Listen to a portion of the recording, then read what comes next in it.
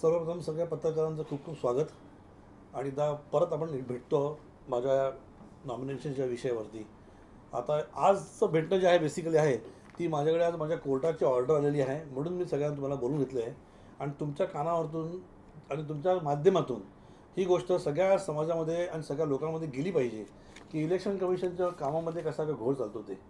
मी खरं म्हणजे तुमच्यामार्फत तुमच्या आज माध्यमातून इलेक्शन कमिशनचा जाहीर निषेध करत आहे. आणि त्याचं कारण असं आहे की बेसिकली तुम्ही बघाल तर 173 कॉन्स्टिट्युएन्सीमध्ये मी स्वतः आशिष गडकरी मी आमदारकीसाठी फॉर्म भरला होता. आणि 28 तारखेला फॉर्म भरल्यानंतर 29 तारखेला त्या दिवशी रात्री मला जेव्हा मी गेलो तिकडे मी प्रक्रिया मागच्या वेळेला सांगितलं तुम्हाला कसं काय सिस्टम त्यांनी केली.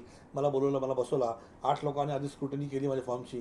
नंतर मला आरोकडे पाठवला आणि आरोकडे पाठवल्यानंतर त्याच्यानंतर मला त्यांनी 10 मिनिटात सांगितलं की तुम्ही बाहेर बसा, आमची टीम स्क्रुटनी करेल फॉर्मची आणि तुम्हाला कळवेल. या गोष्टी झाल्या. नंतर त्यांची एक व्यक्ती आली बाहेर एवढी मोठी पुस्तकं घेऊन. त्या पुस्तकामध्ये नामावली नियमावली होती सगळ्या गोष्टी. त्यात एक पेपर टाकला होता आतमध्ये आणि मला माझी रिसिप्ट ही 10,000ची. त्याच्यात ह्याचं कळतं एक कॉमन माणसाला, एक साधा सिंपल माणसाला असं कळतं की आपला फॉर्म एक्सेप्ट केलेला आहे. कारण ती व्यक्ती कोणीही, आता तुम्ही सांगा इलेक्शन कमिशनची माणसांचं काम असं असतं की प्रत्येक वेळेला माणसांना तुम्ही प्रॉपरली गाईड केलं पाहिजे. ते गाईड न करता तुम्ही त्याला अंधारात ठेवून तर सांगा तुम्ही बाहेर बसा, आम्ही तुम्हाला पाठवतो. आणि डॉक्युमेंट्स काही तुम्ही रायटिंगमध्ये दिले असतात, तुम्ही वर्बली सांगितलं पाहतात किंवा नंतर दुसऱ्या दिवशी तुम्ही फोन करायला पाहतात की तुम्ही आले नाही, तुम्हाला टाईम दिला गेलेला आहे, तुम्ही तुमचा मेल आय डी घेतलात, तुम्ही फोन नंबर घेतलात तुम्ही. आणि मेन म्हणजे ही प्रकाश थळी नावाचे आरोग्य आहेत, त्यांनी स्पष्ट येऊन सांगितलं सगळ्या लोकांना आमच्यासमोर की जर तुम्ही पक्षातले असता कुठल्या तर सगळ्या पक्षांना आम्ही फोन केला होता की तुमचे डॉक्युमेंट्स तुम्ही देऊन आणू शकता आणि देऊ शकता. हे कधी 30 तारखेला जेव्हा तुम्ही स्क्रुटनी करत होते. म्हणजे 29 तारखेला मला बोलवल्यानंतर 30 तारखेचा दिवस आणखी तुमच्याकडे होता स्क्रुटनी करण्यासाठी आणि डॉक्युमेंटेशन मागण्यासाठी. आणि तुम्ही ते सगळ्यांसमोर एक्सेप्ट केलं होतं की जर मी पक्षाचा थ्रू फॉर्म भरला असता कुठच्या तर तुम्ही माझा फॉर्म तो रेक्टिफिकेशनसाठी घेतला असता, डॉक्युमेंटेशन एक्स्ट्रा माझ्याकडे मागवले असतात. पण मी एक इंडिव्हिज्युअल असल्यामुळे, इंडिपेंडेंट असल्यामुळे ही अशी मला वागणूक दिली गेली तिकडे, जी मी निषेध करतो. मला वाटतं इलेक्शन कमिशन ऑफ इंडियानी याच्यावरती बारकाईने लक्ष दिलं पाहिजे की तू एक कॉन्स्टिट्यूशनच्या अगेन्स्ट तुम्ही जाऊन आणि आर्टिकल 226 जो एक मानवाचा हक्क आहे माझा स्वतःचा एक, मी एक सिटिझन असल्यामुळे मी भारताच्या संविधानामध्ये जो हक्क मला दिलेला आहे त्या बजावण्यासाठी मी जो हक्क मागू शकतो त्याचा तुम्ही कुठेतरी आज माझ्याकडनं तो हिरावून घेतलेला आहे आणि माझ्याकडे हिरवला आहे तो हक्क.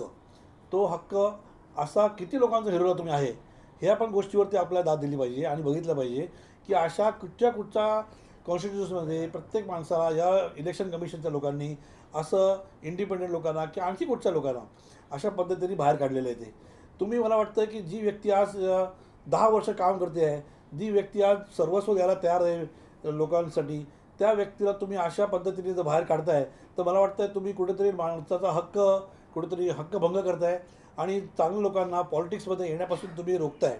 ही प्रक्रिया जी आहे ही भयंकर डेंजरस आहे आणि या प्रक्रियेला कुठेतरी आळा घातला पाहिजे.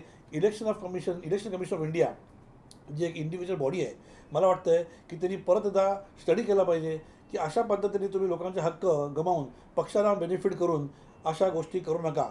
मग तुम्ही, याचा अर्थ आहे की तुम्ही संविधानाच्या अगेन्स्ट तुम्ही चाललात आणि ही संविधानाच्या अगेन्स्टची गोष्ट असेल तर मला वाटतं आहे की इमिडिएटली स्टॉप केली पाहिजे. आज हे मी बोलत नाही आहे, मी जेव्हा रिट पिटिशन टाकली आहे कोर्टामध्ये तेव्हा खंडपीठाने हा दिलेला आहे तो अहवाल दिला होता, पिटिशनचा त्यांनी ऑर्डर दिलेली आहे. त्या ऑर्डरमध्ये पॉईंट नंबर 5 त्यांनी स्पेसिफिकली मेन्शन केलेलं आहे. तुम्हाला वाचून दाखवतो पाहिजे मी. According to the petition, if 2 views are possible, a liberal view should be taken and the petitioner ought to have been allowed to rectify his defects. म्हणजे याचा अर्थ माझा फॉर्मचे काय डिफेक्ट असतील तर तुम्ही त्यावेळेला 30 तारखेला माझ्याकडनं करून घेतले पाहिजे होतात. Secondly, consecutively the petitioner's case is that the returning officer had arbitrarily rejected the nomination and this court in exercise of its jurisdiction under article 226 ought to interfere and permit the petitioner's name to be included in the ballot paper since there is significant time before the actual conduct of the election scheduled for November 20, 2024. तुम्ही हे लोक सगळं zoom करून check करू शकता. दिस is point number 5. Election कमिशनच्या against हायकोर्टाने ज्या जजनी खंडपीठाने ऑर्डर दिलेली आहे त्यात तरी क्लिअरली मेन्शन केलेलं आहे की this is completely and definitely the mistake of the R O which should be rectified and the petitioner should be given chance to nominate his name. त्यानंतर ह्या लोकांचे अटॉर्नी जनरल जे काउन्सिल होते त्यांना बोलवण्यात आलं. त्याच्यानंतर त्या अटॉर्नी जनरलनी जे होत त्याचे त्या काउन्सिलने असं फाईट केलं की 2006मध्ये अशी कुठलीतरी एक आहे केस निघाली होती, त्यात सुप्रीम कोर्टाला हायकोर्टला इलेक्शन डिले करण्याची प्रोसेसमध्ये पडलं नाही पाहिजे असं. पण ही इलेक्शन डिले करण्याची प्रोसेस नव्हतीच.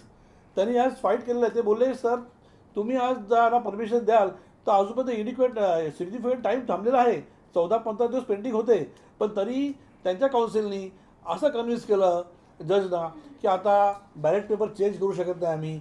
बॅलेट पेपर्स ऑलरेडी आलेले आहेत, आपला बॅलेट बॉक्स ऑलरेडी आलेले आहेत. बॅलेट बॉक्समध्ये आता त्यांचं नाव टाकायचं असेल तर आपल्याला परत इंजिनियरला बोलावं लागेल, परत ते मशीन्स परत जातील आणि त्या मशीनवरती सॉफ्टवेअर टाकायला लागेल आणि ॲड करायला लागेल. This will take use time, long time, अशा सगळ्या गोष्टी सांगत ते इंटरफिअर करत तरी शेवटी एंडमध्ये हा माझ्या ऑर्डरवरती सांगितलं सध्या कंटेन्शन्स ओपन आहेत, petitioners can go to the high court to fight.